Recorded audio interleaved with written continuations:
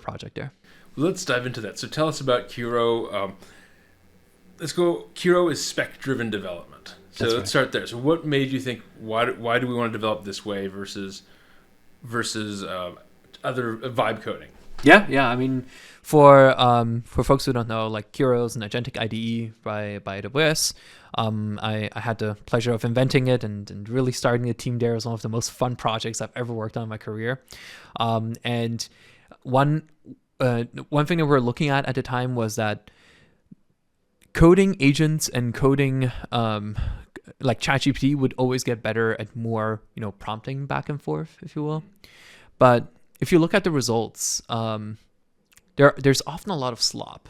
Like it resists deleting stuff, for example. It resisted trying to first understand what you're trying to do and just jumped into a solution, right? It's kind of like this overly eager intern that's like, oh yeah, I can rebuild production in one day, right? It makes tons of test scripts, right? Oh, to test this, and all of a sudden the directory is polluted. And many things are just like not sure if this is even relevant to the product, and just a pure measure of more lines of code is not necessarily bad. I do think we're going to enter a time where there's going to be more lines of code that we're going to be ever able to deal with. But the lines of code need to be of high quality. They need to be good. And when we were thinking about what is the natural artifacts that developers need to interact with to deliver really high quality code, it's oftentimes understanding the requirements. It's like if you have a good product engineering counterpart and you're working together well, you both are like rowing in the same boat and you're like working unison. You're like trying to understand what is the specific requirement. Why did the product manager say this button needs to be placed here? It makes no sense, right? You need to actually understand the why behind it. It's like, oh, okay, because we ran an experiment. This is why this is the case, right? Or this matters more for our customer audience, right? Why does it need to scale to 200 requests per minute, right? Those are all really important considerations that feed into the product. And if we just take a step back and try to really, really focus on the why you're making changes of work, we develop an extremely good context for the coding agent then to use to apply any sort of code changes. It knows, okay, I actually have to go with solution B versus A because this will allow me to scale to 200 requests per second, right? And then you don't have to go and deploy it first and then wait and see it fail and it slop and, go through the vibe prompting over and over like that.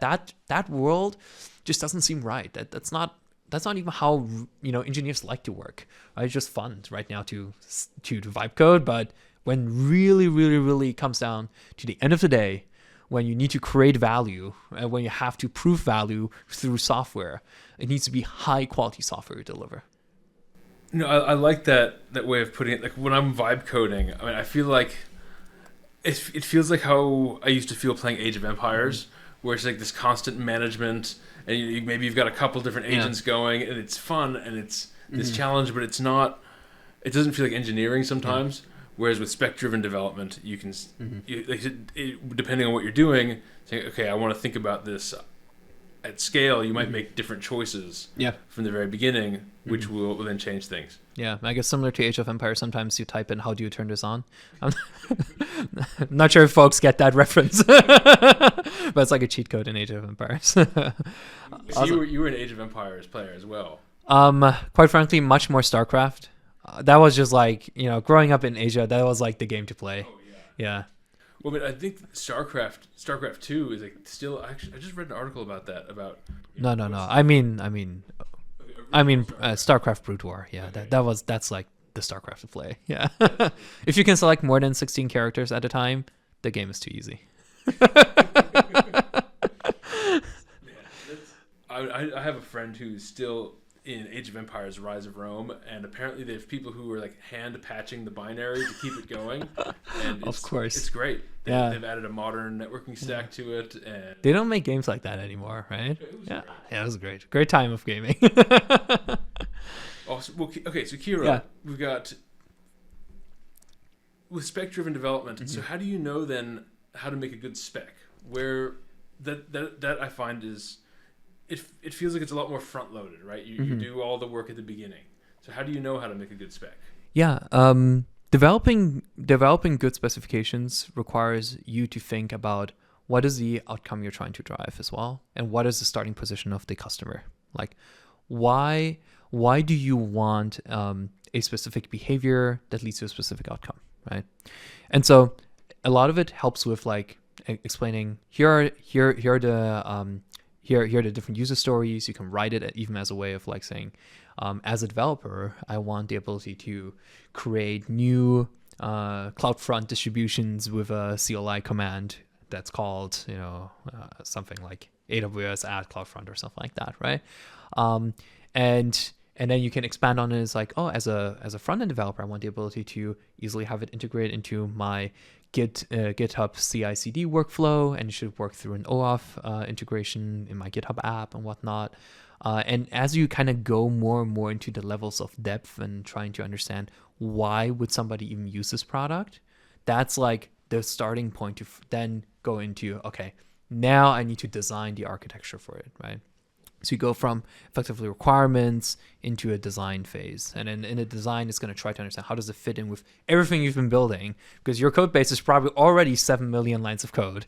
And then how do you add this into it, right? How does it fit in nicely? And then only from there, you go into like an implementation plan. And at the time of implementation, that is really where you should be focused on like specific file changes and whatnot. And the only reason those specific file changes are then of high quality is because it has great context from the design phase, and the design phase has great context from the requirements phase. Actually, my friend Dex Horphy, he did a talk on this recently called Advanced Context Engineering for Coding Agents. Everybody should check out that talk. It's I think very important for the software engineer in the future. Yeah. That's cool.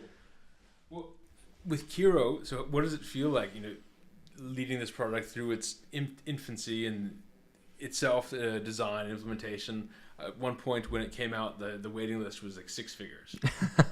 And now I heard you can come and join it. You can use it, right? And what is it like kind of seeing that product go into the market? Yeah, absolutely. Like when I first started building Kiro, building the prototype, Windsurf and Cursor did not have agentic mode yet. It was all like prompt and insert.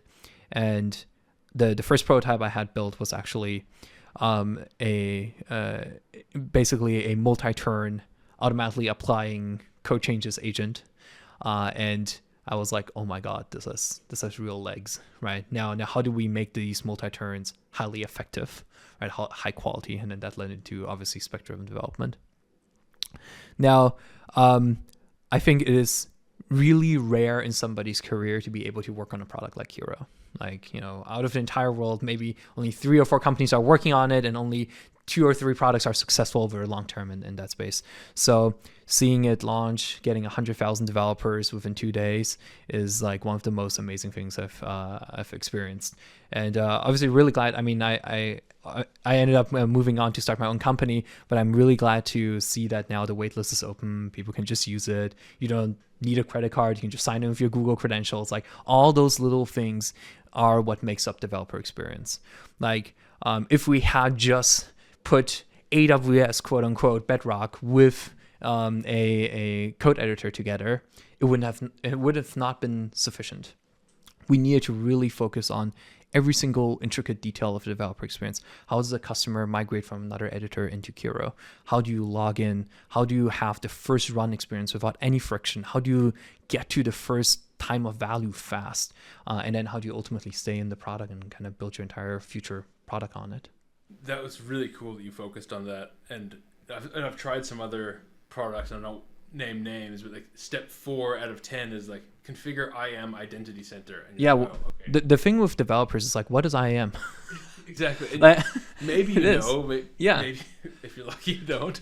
No. I mean, it's like a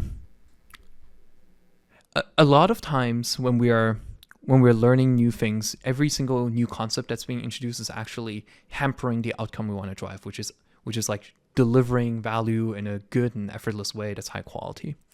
And concepts are introduced typically over time. Like when things started, there's typically only just one concept, and then people are like, oh yeah, we heard this one very specific complaint from this one specific customer, therefore we should add this entire feature set to it. But I'm a firm believer in reducing the concept count of things and really making it easy for people to get in quickly and then expand from there, right? Building these concepts over. Did you like that clip? Check out the full episode, the interview with Renee Brandel, co-founder and CEO of Casco and inventor of Amazon Kiro. Check out the description for links and please subscribe to the channel.